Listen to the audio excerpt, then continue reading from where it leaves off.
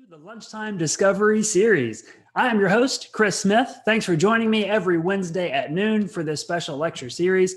We've been doing the virtual program now for several months. We've learned all kinds of great things from really interesting people, and today will be no different. So I'm glad that you're here tuning in, joining me.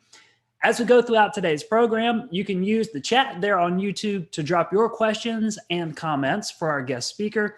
At the end of today's presentation, I'll be going back to the chat box and moderating those to today's guest. And we'll have a great conversation and dialogue after we learn all the great new things that today's guest is going to share with us. I do want to thank the folks at the North Carolina Office of Environmental Education. They help us put on this program every single week. And the EE office has put together a special month-long series because the month of March is Women's History Month. So each Wednesday, and there are 5 of them in March, so we have 5 great presenters, inspiring women in science and nature, professionals who are going to share their insight and experience with us. So make sure that you visit naturalsciences.org. That's the museum's website. There you can see what programs are upcoming every Wednesday at noon, and you can make sure that you're here to join us. You can also just subscribe to the museum's YouTube channel and click the little bell icon to get notified when we go live with new videos. That way you'll just know, and you can come and join us right here for the program every single week. Let me bring in today's guest speaker because this is somebody who has been with the museum for a little while, has amassed incredible knowledge of the natural history of North Carolina and beyond, in fact. So they're a wealth of knowledge. They're also a fabulous educator. I learn something every time Melissa Dowland does a program, gives a talk, sneaks into a Zoom call, whatever it may be. Melissa is the coordinator for teacher education at the Museum of Natural Sciences, also happens to be a brilliant nature photographer. So there's that too. So I'm very much looking forward to today's presentation. And that's probably too many nice things to say because Melissa's already turning beet red. Melissa, welcome to the show. Oh man, my camera's good enough that you can see it. Yeah, Chris, a little too much. I don't know if I can live up to all of that, but I'll give it a try. Not at all. You live up to every inch. All righty. Well, I'm excited to be here today with everybody to talk a little bit about what I get to do most of the time, and especially on the good days. And so, yeah, Lisa asked me to talk a little bit about my work, and I am more than happy to share because it's pretty awesome. I often say I have the best job in state government, and I really do believe that. So I'm going to go ahead and share my slides with y'all so you can see some pictures because they speak much more loudly than words, right? So I figured I'd start with a little background, and I don't know, Chris, you might be surprised to learn this as well, but I did not come up through natural science, natural history. Growing up, I always wanted to be an astronaut and go to Mars, so I was pretty pumped about the new rover there. And I really nerded out on Mars for until I was about 25 years old. But I actually ended up getting my degrees in geology because I figured I could study the rocks of Mars and get a chance to go there that way. And so this first picture here is a picture of me doing my master's research in Iceland, which was a really challenging but fun experience. I was there for 5 weeks. I went out and did things like this where I looked at rocks all day. It was kind of interesting. But I also realized that I was not made for the academic world. And so once I finished my degree, I sought out opportunities in education. I like the big picture. I like sharing things with other people is kind of what I realized doing my master's degree. I started at the museum in 2004 in the Naturalist Center, the old Naturalist Center, before it moved into the fancy new Nature Research Center building. And hung out with a bunch of dead animals for a long time. And that was really my introduction to the natural world, was learning through the collections of the Naturalist Center, beyond the rocks. I mean, they count as part of the natural world, but I moved on to the plants and animals in my career at the museum since 2004. And pretty early on, I also got the opportunity, because of that geology background, actually, it served me well, to help lead the Yellowstone Institute for our Educators of Excellence program. And this was my very first trip to Yellowstone with the museum in 2005, with this crazy group of folks by the sign. And that really brought me to realize the power of experiences in the outdoors, and kind of fostered this love of sharing it with other people and taking teachers, specifically educators, other educators, outdoors. And I was really fortunate after a few years in the Naturalist Center to be able to move over and start working in our teacher education program at the museum, and have been there ever since, because it is a pretty fabulous job to have. As the coordinator of teacher education, I coordinate basically all of our professional development programs for teachers and other educators. There's a couple different kind of facets of that. We do a lot of workshops at schools, helping teachers find out what natural resources they have outside of their schoolyard, on their schoolyards, that they can use for teaching. We do our Educator Treks series, where we take teachers out in the field, or we teach about topics at the museum that have to do with the natural sciences. And then our Educators of Excellence Institutes, where we get to go to really some pretty stellar places. And so my passion for Yellowstone after that first trip only grew, and I've been able to take educators back there. But you're going to hear more about that as I go along. I just wanted to give a quick synopsis of some of the areas of things that I work on at the museum, and a little bit about me to start with. But really what I want to talk about is what I get to do now and the people that I get to work with. So in thinking about how to make this kind of fun, I made some top 10 lists to relay this information to you all. So I figured I'd start with my top 10 reasons that sharing nature with teachers is awesome, because it really is a fantastic thing to be able to do every day. So starting down at reason number 10, teachers and other educators, they really need it. It's hard work to be a teacher right now, especially. Gosh, I can't even imagine. The whole craziness of this past year is even above and beyond what was already a very challenging career. And I am so lucky that I get to help folks who work so hard to serve our kids, to give them experiences that are rejuvenating. You know, I mean, just look at this, these folks. I may have worn them out by making them get up early in the morning, so that's why they're taking a nap on the rock in a car. But it's also just a reflection of, like, they had been through a really long year of school, and getting out in the field at the end of the year was it was necessary. I'll pepper this with a few different quotes I have from folks from different programs, but this is one kind of reflecting that listening in quiet to the wind through the Longleaf pines helped me appreciate being alive. And just being able to give that opportunity to educators is pretty special. It's also super fun. Teachers really know how to have a good time. There's a lot of laughter, there's a lot of goofiness. They're willing to, ride packed in a car or jump up in the air, and it's fantastic to be able to have a good time hanging out with teachers. Only moderate cat herding is required. And I kind of hedge on this one, because teachers claim themselves that they are the hardest cats to herd because, they know all the tricks in the book, because that's their job. I would argue they're not that bad. They take direction fairly well. And so, it's doable. Reason number 7 is that they really come to things with a childlike sense of wonder, probably because they get to hang out with kids. But teachers really have curiosity, and I am so privileged to be able to help stoke that and to answer questions for them. And so that's just another wonderful reason I love what I do. They're also not afraid to share. One of the things we really try to incorporate into our programs is opportunities for reflection about what the experience is like, both personally and professionally. So some of it is like, how am I going to use this in my teaching? But some of it is just, how am I affected by the experiences that I'm having? And so, being able to kind of have really heart-to-heart conversations with folks is a really wonderful aspect of my job. Again, teachers need some support. Sometimes going through education coursework, you don't have a lot of opportunity to take science classes or topical classes in your subject area.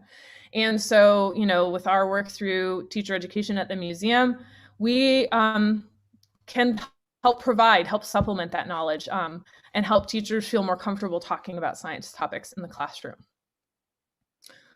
This is one of my favorite ones. Teachers are willing to try almost anything, including climbing into an old abandoned wolf den to see what it's like inside, removing a tooth from a bison carcass with a wolf biologist to see what the health situation was of that bison when it died, snowshoeing across a freezing cold mountain stream in the middle of winter. They were wearing waterproof boots, by the way. That's why they were able to do this.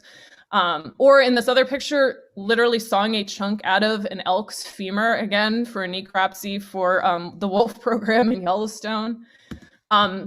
They're willing to get into waterfalls and get pounded. They're willing to flop in the snow. It is amazing the different things that teachers are willing to do. And I have had such fun doing some of those things with folks. This one, it's like setting caged birds free. I asked my coworker, Megan Davis, who's probably here today. She works with me in all of these programs. And I was like, Megan, what is great about our jobs? And this was hers. I love the way she put it. It's like setting caged birds free when we get to release them from the confines of a classroom and to show them ways to use the broader world in teaching.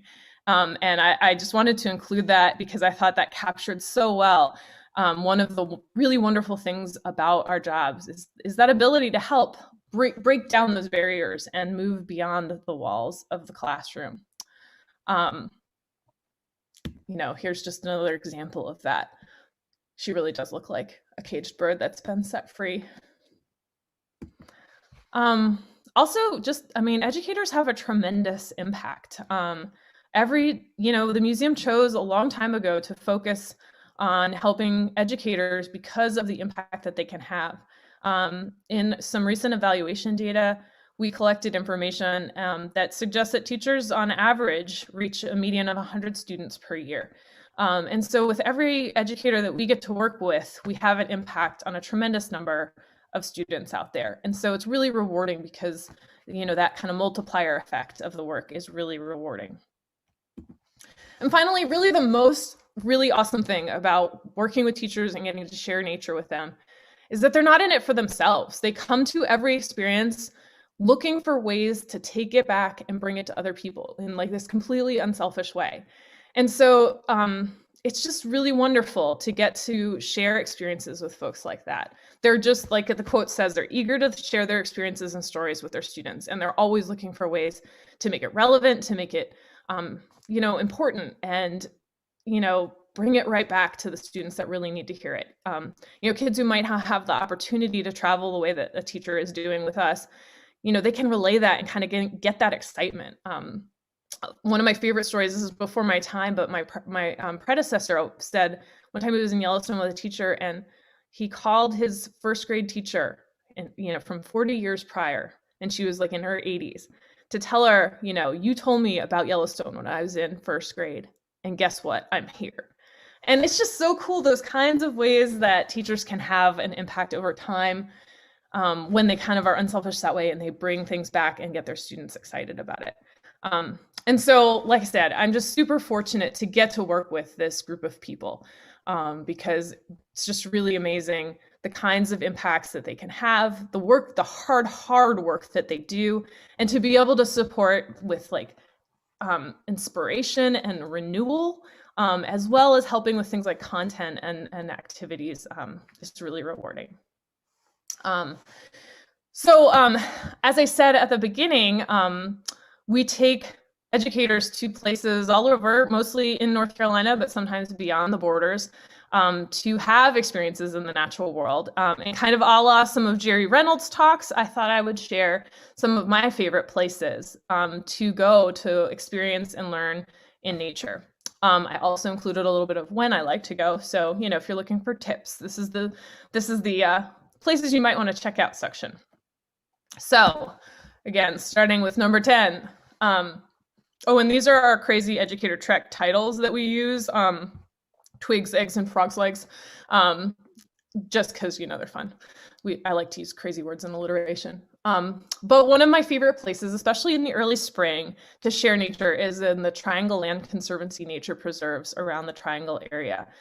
This time of year is fantastic because a lot of those kind of early spring wildflowers are showing up.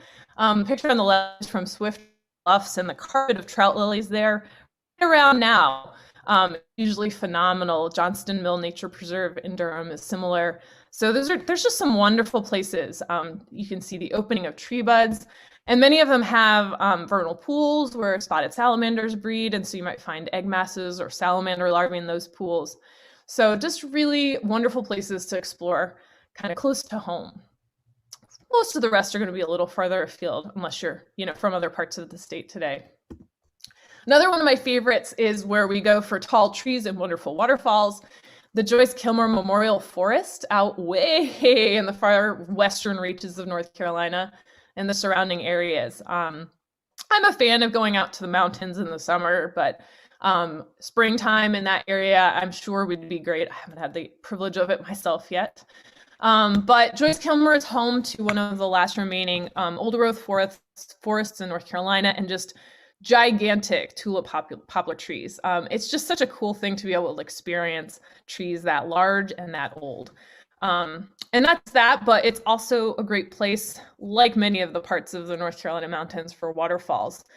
This one, I think, might actually be in Tennessee. And it's down a really steep trail, Falls Branch Falls, but there's some slightly more accessible ones like Yellow Creek Falls that are kind of in that area. And then if you're going in the summer, it's also a really fabulous place for wildflowers. Pipeline swallowtails are abundant. Just so many cool things to see and experience in that part of the state. So I highly recommend a visit when you have a chance. All right, my number 8 is for your coastal awakening, heading to the Outer Banks. And I particularly like going sometime from the late fall to the early spring, the off season. Wintertime is a great time for birds like gannets, which are really cool. This one's like soaring across the water, right? But a lot of times they're the ones that are like circling overhead and they're looking for fish, and then they all like plunge dive at the same time and like ram into the surface of the water to try to dive and catch fish. I also love all the little critters, that you can find on the beach and in the surf zone. Coquina clams, I didn't have a good picture of them, but I love coquina clams. If you catch them and you put them in a cup with some sand and watch them dig themselves in, just so many cool things to do. And another reason I like teaching with the Outer Banks kind of area is just the way you can really see the transition, the impacts of like the physical environment on the biological environment. And so you can see the impacts of wind and sand and salt as you move from the beach to the sound. And it's kind of cool. I was like compartmentalizing, like, what do we notice at the beach? What do we notice in the dunes that's different? Then you get to the maritime forest and the marshes. And so I really enjoy that. I thought I'd mention a couple of my very favorite off the beaten path places. Run Hill State Natural Area, which is managed by Jockey's Ridge, but is not Jockey's Ridge, is another gigantic sand dune. It's a little bit more vegetated than Jockey's Ridge, but it's a little bit more off the beaten path, and I just love going out there. We've often done, you see all sorts of cool tracks out there. We followed coyote tracks across the dunes for a mile on one of our workshops. There's just really cool track opportunities in the early morning there. And there's places where the dune is overtaking the forest. And so this is another one of my favorite places, is Nags Head Woods. It's a a Nature Conservancy property of maritime forest, but at its edge, it meets Run Hill, and the sand dune kind of falls down into the trees. It's pretty amazing. And so, yeah, just a fabulous place to kind of get out and experience nature, and, learn about the coastal environments. So number 7 is Islands in the Sky, the spruce fir forests up at places like Mount Mitchell State Park. Of course, Mount Mitchell is the highest point east of the Mississippi River. In fact, it's the highest point east of the Black Hills of South Dakota and the western side of South Dakota, which is kind of remarkable. And so it's a great place to kind of see that the effect that elevation has on things. Not to mention, in the middle of the summer, it's the coolest place in North Carolina often. And so it's a nice place to go escape the summer heat. The Black Mountains are called black mountains because of the abundance of spruce and fir trees, which are darker colored than, our typical deciduous trees. And so the mountains appear kind of black from a distance. And it's really neat to be out in that forest to see how dense things are, to get that scent of Christmas trees in the middle of summer. And it's such a damp and moist environment with lots of ferns and mosses. Just a really cool place to go. And also for the history, it's our first state park, and it's named after Elisha Mitchell, who was one of the early explorers to actually measure the height of the mountain. And he actually died on the mountain, and his grave, or just kind of off the side on a waterfall, and his grave is up there. So it's a neat place to kind of talk about that history of conserving lands in our state parks when you're up at Mount Mitchell. Oh yeah, another picture there. Also in the summer, if you hike over to Mount Craig, which is next to Mount Mitchell, Craig was the governor when the state park system was created. There's a little bit of a bald up there and has great views and opportunity for cool wildflowers and pollinators in the summer. My number 6 spot is the land of the Longleaf. Really, it could be anywhere the Croatan National Forest, eastern North Carolina, but a couple of my favorite spots are the Green Swamp Preserve and Holly Shelter Game Lands. Again, the Green Swamp is Nature Conservancy land, and Holly Shelter is state game lands. And just the opportunity to be out in the Longleaf Forest, like, it's not necessarily a place where I think, I would have thought to go as a place to experience the outdoors and nature. But again, like late fall through early spring, it's just an amazing place to be out in that savanna where you have that high canopy of pines, but this open understory with huge diversity of plants in that understory. It's also a great place to see the effects of fire. You're probably aware, but the longleaf pine is super fire dependent. And so to be able to see where there have been recent burns and how the forest is changing in places where the undergrowth has pushed up and it hasn't been burned recently. So it's a great place to kind of see the benefits of that natural process. I love this little picture of a pond pine, another pine down there that grows in the wetter areas that has serotinous cones, which only open with the heat of fire. And we actually found some closed ones once, and we started a little fire in a grate at one of the state parks and watched it pop open as it heated up to let its seeds out. Pretty cool. You should try it if you have the chance. And of course, our longleaf pine savannas are the place where you can find our carnivorous plants. And so that's just another amazing aspect of going to those areas to kind of experience the carnivorous plants, like, Venus flytraps that grow only within 100 miles or so of Wilmington. It's kind of remarkable, and they are tiny. In case you haven't seen them in the wild, I always thought like Seymour, giant, gonna eat a person. They're not big at all. Although one of the coolest things we ever did was there's some studies been done to study what kind of animals, insects, they consume the most. And so we actually have pried little fly traps open to see what their prey was, and kind of corroborated the data that a lot of spiders and a lot of ants. So fly trap, perhaps a misnomer to some extent, but it's a good name. But also the littler, underappreciated carnivorous plants like the butterworts that kind of have a gooey substance on their leaf, or the sundews that have those sticky droplets and those filaments that'll actually curl up around an insect when they catch it. Just really amazing things to experience in the longleaf pine savanna. And I didn't put any pictures of it, but also the history there. We've worked with a history museum to learn about the naval stores industry and the early use of the longleaf pine as a huge economic driver in North Carolina. There is so much history to be found in that area as well.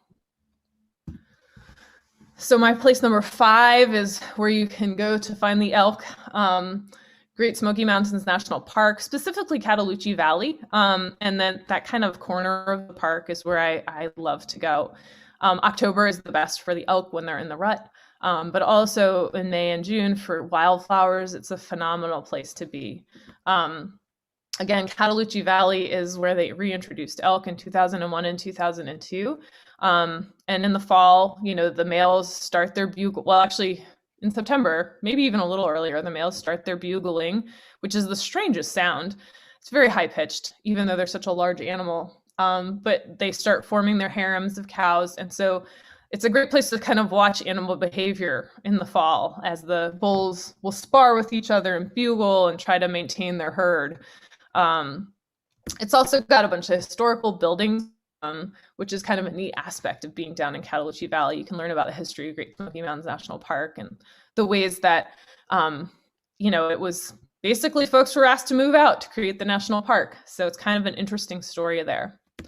And then also just in the hills surrounding it, we do a lot of things with the Appalachian Highlands Learning Center at Purchase Knob, which is kind of up above Cataloochee Valley. It's a great place in the spring for wildflowers, as are many areas of the national park, where you can go and have a great opportunity to explore and take a look at wildflowers. And also things like salamanders. We do a lot of salamander surveys up there, and it's a huge biodiversity hotspot in our mountains, especially in the Smokies, for different salamander species. Number four is the place where swans fly and bears walk. It's one of my favorite places in North Carolina, just because of the wildlife spectacle that you can see there. The fact that the numbers of birds are just so tremendous in the winter, and that's the best time of year to go there. So the flocks of snow geese that may number up to 60, 70, 80,000 birds. And at Pocosin Lakes, you have the best chance of really kind of getting that experience of seeing the snow geese all together. And then there's also tens of thousands of tundra swans. Both of these species migrating down from nesting grounds in the Arctic on the northern slope of Canada and Alaska. And then spending, for tundra swans, we have most of the eastern flyway population in eastern North Carolina. And so to be able to experience the kind of beauty of the swans as they're there in great numbers in the winter is amazing. They're very majestic birds. And another one of my favorite species to see at Pocosin Lakes is the red-winged blackbirds, especially in the later winter. They start flocking up in huge flocks. And so having the opportunity to see huge, and hear actually, the sounds are amazing. They take off and you just hear the wind in their wings. It's a really magical thing. But it's also the place where we have the most bears in North Carolina. We have more bears in eastern North Carolina than in the mountains. We also have the largest bears in eastern North Carolina on record, black bears, American black bears. The densest population of black bears ever recorded in the scientific literature was right around this area of North Carolina. And so even in the winter, because, temperatures are reasonable in eastern North Carolina, and there's abundant food in the form of like corn and other crops throughout the winter, bears tend to be active for much longer periods. And if they den up, it'll be for shorter stints. And so most of the year you can actually still see bears. Although I also like going in the spring or summer to look for baby bears, like this little guy that happened to be up in a tree. This is the best bear day ever. We counted 48 bears in one day. It was July 4th, I think, one summer. It was a pretty impressive bear day. Not entirely sure they were all unique individuals, but we couldn't prove they weren't. So, and if you go walking in the woods or down the roads at Pocosin Lakes, you just never know what you might find, because it's home to all sorts of species, including raccoons, like these cuties that we found in a tree one time. It's got bobcats. I did not put a picture in, but red wolves. This is the area of North Carolina where red wolves were reintroduced at Alligator River, but there's also wolves at Pocosin Lakes National Wildlife Refuge, at least one female, and they were trying to get her mate the last I heard. And I'm not fully up to speed on that, but I know there's been some other talks about that with updates on the process. And I know that they're planning to release more soon. And there's even river otters there in the canals and lakes nearby to the fields where the bears and the woods where the bears live. You can see river otters and beavers and mink and muskrat. It's a pretty amazing wildlife spectacle. And so that's why it's one of my favorite places to visit. All right, my number 3 is this place where you can discuss secrets of the swamp, the Lower Roanoke River. Again, in eastern North Carolina. The Roanoke River flows out into the Albemarle Sound, and the lower, I think it's 134 miles of the river has protected land of some sort or another along it.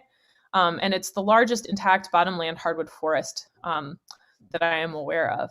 So it's just this huge swath of wilderness, which again, not necessarily something I always would think of with Eastern North Carolina, but there it is. It is a great place to get into the wild. You have to access it primarily by boat. We do a lot of canoeing out there. But one of the coolest things are the camping platforms where you can spend the night in the swamp. I know it sounds scary and mosquito-ridden, but if you go at the right time of year, it's not bad. So before mid-May, maybe before early May, to go to avoid getting eaten. To explore, we always kind of sample to see what's living in the water. It's a great place for the night sky above the tents. This is one of the few that's not my picture, by the way. This is Art Howard's picture, so credit to him for taking that one. Appreciate his sharing. And in the springtime, it's a great place for nesting birds like prothonotary warblers, which are one of the only cavity nesting warblers, perhaps the only cavity nesting warbler. And then the little parula on the right that nests in the Spanish moss. So it's like full of bird song, both day and in the afternoon, especially in evening and early morning and all night long. Barred owls are calling all the time. And so you get this real kind of experience. And Megan, my coworker, actually discovered a little barred owl nest on one of her trips. And we found it again with a group of teachers and got to see a baby owl in its nest, which was so cute. And it's also cool, great place for herps, brown water snakes, banded water snakes, not too many cottonmouths, actually. I've only seen a few out there, but lots of turtles as well. And so just a huge diversity of life in this what is this kind of really wet and wild part of North Carolina. All right, we're getting close to the top here. So number 2 is what I would say is America's premier outdoor classroom, which is Yellowstone National Park.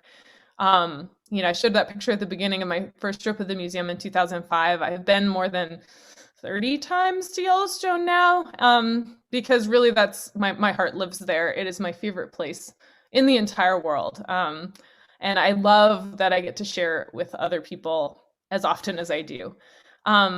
Yellowstone teaches a lot of things.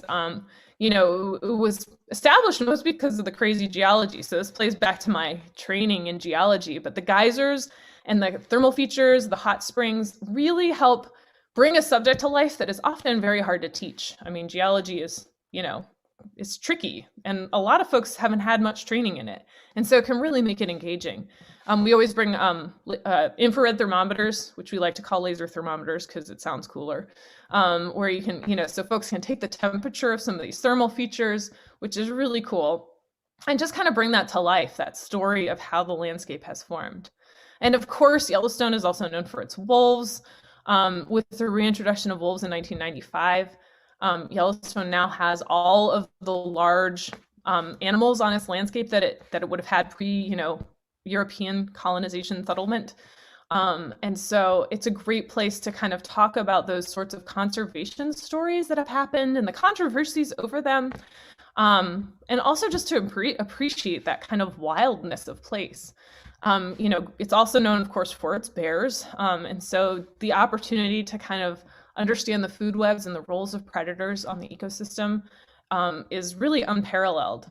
Of course, there's the prey items too, like the bison, although more so the elk for wolves, but they do sometimes take bison as well. But the other thing I love about Yellowstone is spending time with the stuff that's less appreciated. Lots of people go for the geysers, lots of people go for the wildlife, and the scenery and all of that. But we love when we take teachers there and other folks there to share the little wonders. Like there's a salamander, a tiger salamander that you can find in the pools in Yellowstone. And that is something that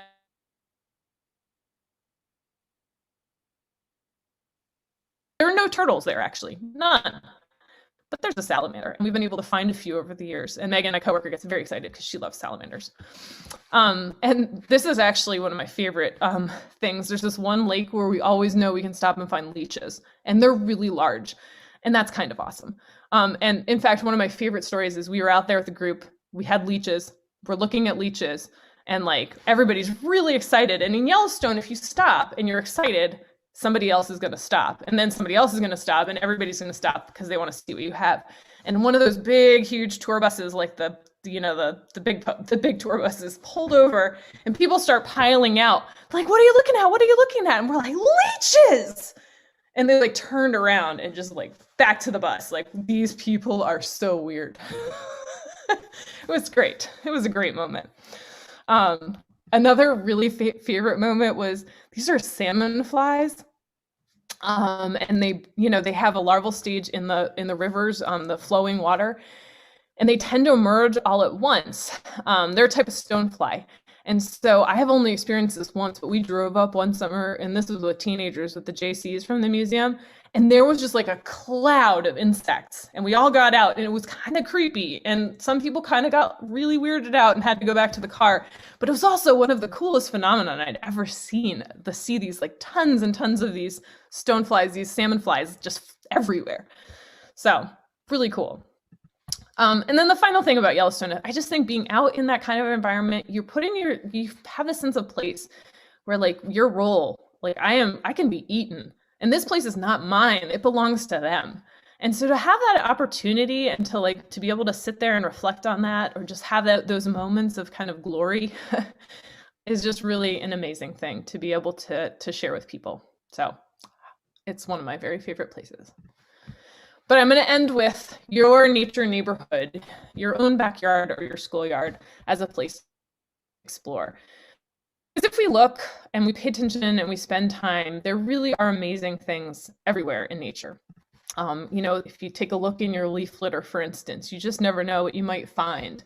There's creatures that, they're just crazy looking, and they can do all sorts of strange things. Just last spring, being stuck at home, watching the tent caterpillars fascinated me for hours. They're amazing. The way they build their webs to kind of catch the sunlight, the way they lay down silk trails to follow each other to food. It's a remarkable phenomenon. Things like putting up bird feeders to see what kind of bird life you can attract, and watch the behaviors of birds. Heck, even a simple dandelion, when you take it apart and you look at its pieces, it's fascinating, all of the little bits and pieces of things. And of course, I have to mention the caterpillars because they're one of my favorite things in the entire world to look at, because they're just so adorable and so varied. This one, of course, is a Luna moth and turns into that big, beautiful moth that we're all familiar with. But oh my gosh, the other species that are out there that are just weird. Like, look, this is the coolest caterpillar we ever found for Bug Fest. I can't claim it. My husband, Mike, found it. But it's a spun glass slug caterpillar. It really does look like a work of art, like a piece of glass. I think it's pretty amazing. All right, so I'm going to finish off with my top 10 tips for exploring nature. So if you're going to go out there and do this, here's some things that I would recommend giving a try. So the first one is to get out during the winter months. To me, that's the best time to be out in North Carolina. Fewer mosquitoes, fewer ticks, fewer people.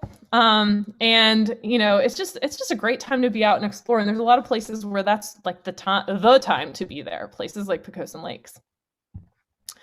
Set an accomplishable learning goal. Like, go with something in mind. We make our teachers do this. We force them to spout their goals out at us. But for you, if you go on your own, it's still worth thinking about what do you want to learn, and make it accomplishable. Something like, I want to learn 2 new species of flowers, or 2 new species of birds, or I want to look up close and personal with at least one thing on my trip. Another thing that I really like to do and encourage others to do is use all of your senses. Maybe not taste too often, but the others. Like, for instance, here, these folks are laying next to a thermal feature in Yellowstone that thumps, and you can feel it. It has little hydrothermal explosions happening underground, and you can hear this deep rumble, and then you feel this thump in your back. It's pretty amazing. But even around here, close your eyes, listen to the sounds. Try your sense of smell. I always forget that one, but it's really important. And notice things like textures. What does different things feel like, and how do they compare to one another? Try citizen science. Find a project. SciStarter. If you Google that, SciStarter is a great place to find projects. This one's kind of a specific one in the Smokies. We're monitoring lichen on trees, but there's so many different things you can explore through citizen science. It's a way to be engaged. It's a way to kind of dig deeper and contribute to ongoing research. So it's another great way to connect with the natural world. Another of my favorite things, only in nature workshops and exploring the outdoors, not in everyday life, but especially the get up early part, but it's usually worth it. If you're out there, if you're camping or if you're on a trip, get up early and stay out late. A lot of wildlife is up early and stays out late. It's crepuscular, dawn and dusk, but also just beautiful moments. Like this one was, we actually had a group of teachers that agreed to get up and leave at 4:30 in the morning to do a hike that otherwise we were not going to have time to do. And when we did, we had the most majestic sunrise. We just had to stop the cars and wander down to the river because it was just something, it was so spectacular. And we would never have seen that if we had not all decided to get up and get out there in time to do our hike. Here's a North Carolina one in case you're feeling like you can only get up early in Yellowstone. It's also worth it in North Carolina, especially, again, places where there's wildlife or if you want to be somewhere to have that solitude or moment of stillness. I would totally encourage you to pay attention to the small stuff and use a magnifier to bring it closer because there's so many amazing little things around us. Things like this little fairy shrimp or the tiny, tiny center flowers of a dogwood, because those white things are not petals. That's not the flower. It's that tiny little green thing in the center that's actually the flower.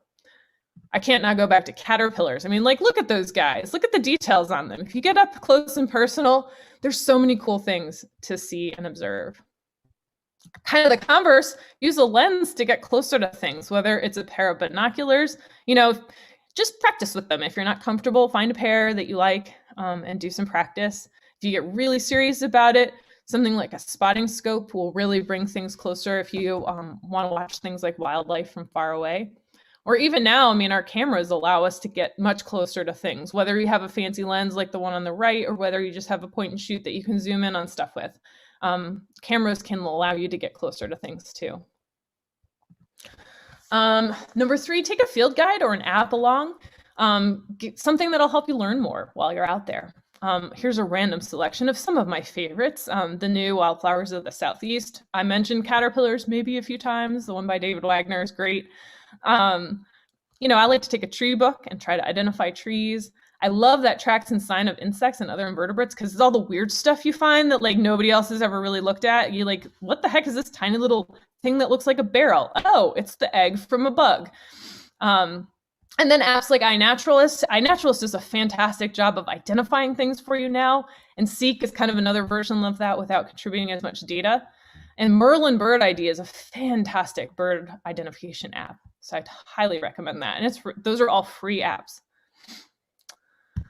Try nature journaling. This is something that if you have to draw something, you have to look at it more closely. It makes you pay attention to details. So even if you don't think you can draw or you don't like drawing, it's a great tool to help you observe more closely. But also, and this is more my wheelhouse, is the nature journaling with words, writing down what you see and you notice. This was just me out in my woods the other day, kind of thinking about and paying attention to what I saw.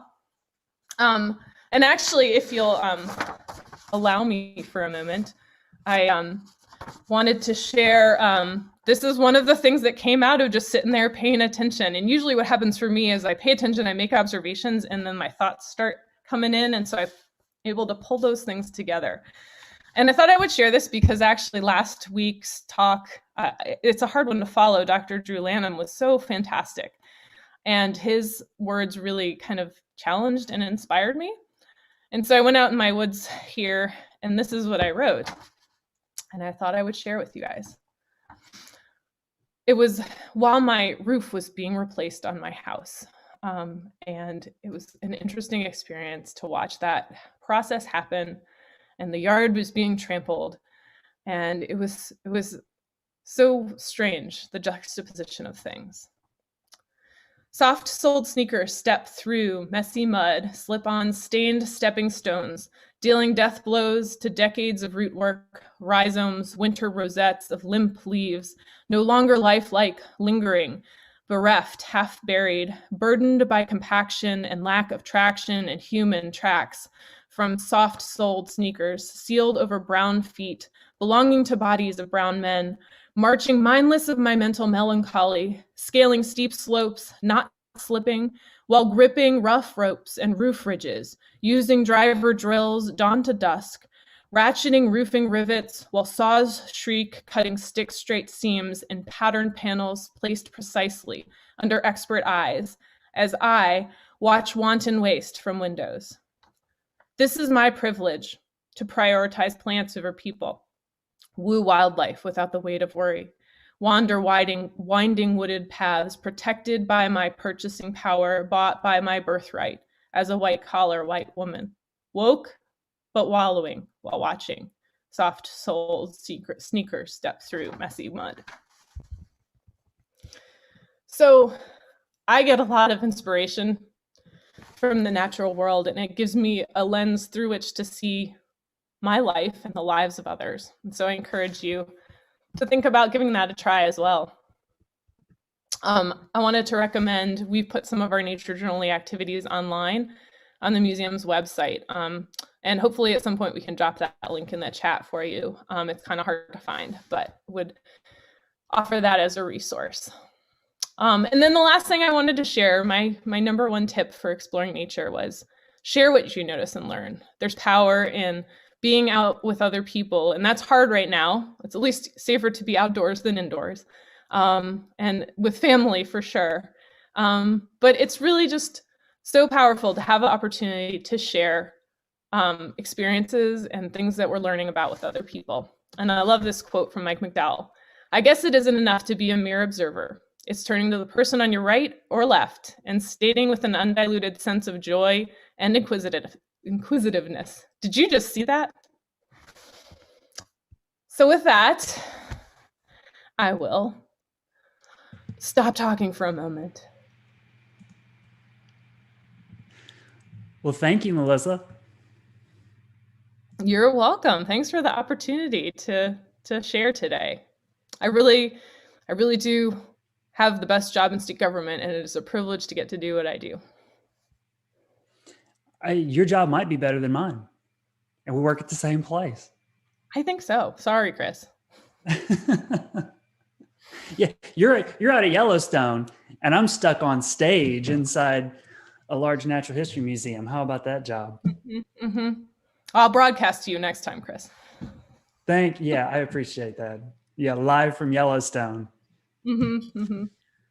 So everybody, we've got a few minutes left in the program. So if you've got thoughts or questions about Melissa, the work, some of the places, pop them into the chat right now. We'll be wrapping up around 1 o'clock. So we got a few minutes here. And the first one that I'll toss your way, Melissa, comes from Lisa, who writes, so many educators have told us that one of your trips changed their life or career. Do you have a favorite story from an educator that you could share? Oh, that's a great question. Thanks, Lisa. Yeah, I mean, that's, again, one of the reasons my job is a privilege, because being able to inspire and renew passion for teaching is just, I mean, it's unparalleled. You know, kind of anecdotally, like I know, you know, there's a teacher that went to Yellowstone with a group and made some close relationships. And I know it was the thing that kept her in the classroom for the next, I don't know, I think she's still teaching actually, you know, and that was many years ago that she went with us. So the next 13 years at least, that she's been in the classroom.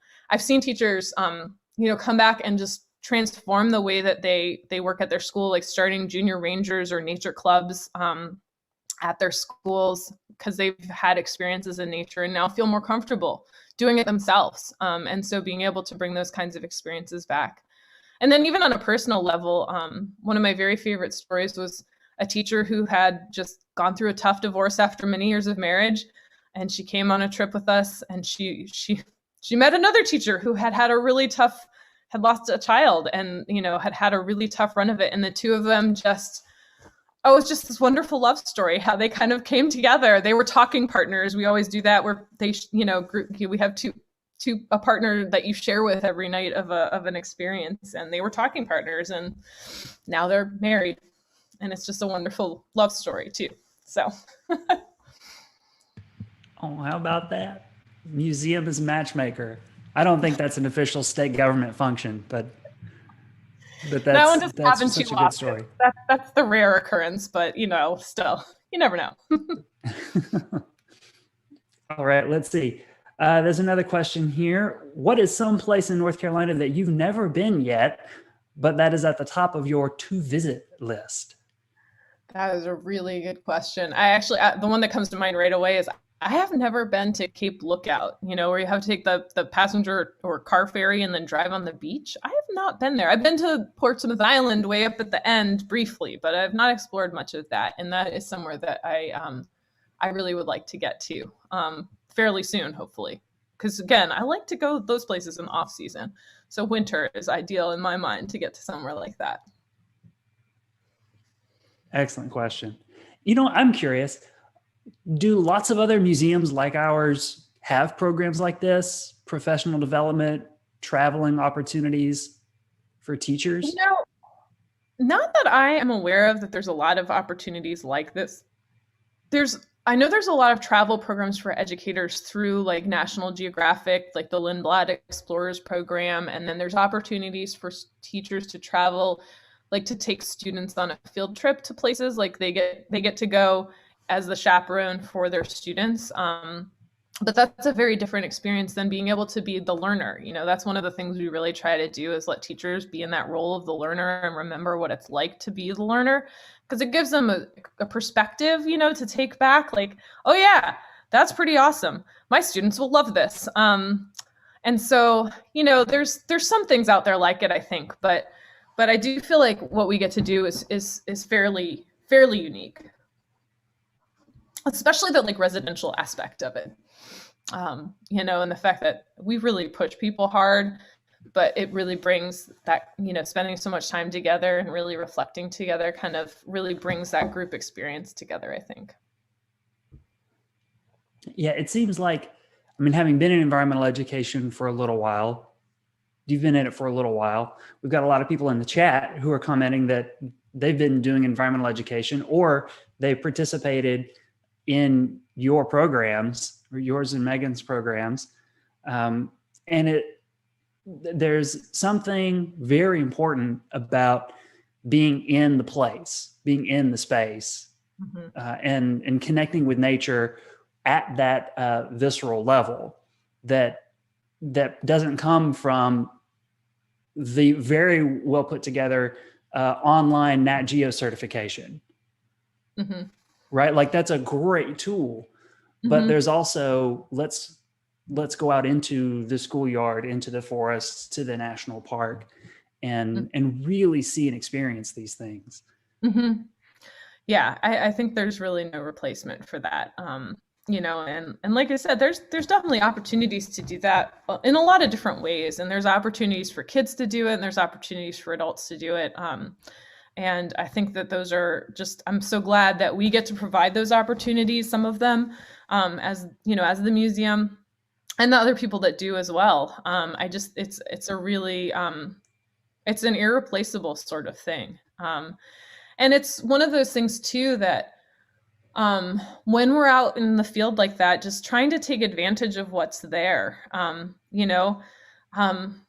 making sure that we are really utilizing and seeing what we can in that place is really an important component, I think, of what I really like to do in our programs too.